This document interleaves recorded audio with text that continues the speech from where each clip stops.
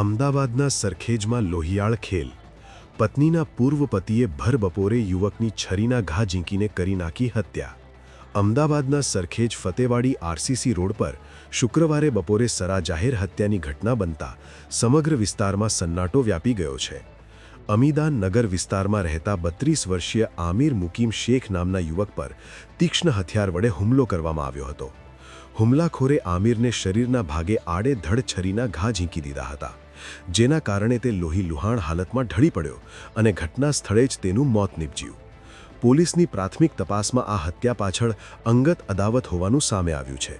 મૃતક આમિરની પત્ની અફસાના બાનુના પૂર્વ પતિ જાફર જામી પઠાણે આ હુમલો કર્યો હોવાની શંકા છે. સ્થાનિકોના જણાવ્યા મુજબ હુમલા પહેલા બંને વચ્ચે ઉગ્ર બોલાચાલી થઈ હતી અને ત્યારબાદ 52 વર્ષીય જાફરે આવેશમાં આવી આમિરની હત્યા કરી નાખી. સરખેજ પોલીસે ગણતરીના કલાકોમાં જ આરોપી જાફર પઠાણને દબોચી લીધો છે.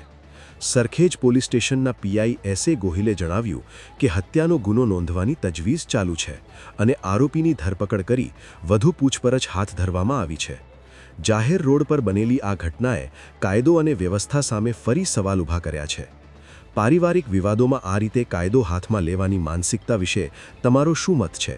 શું આવા કિસ્સાઓમાં કડક સજા જ એકમાત્ર ઉપાય છે? કોમેન્ટમાં જણાવશો.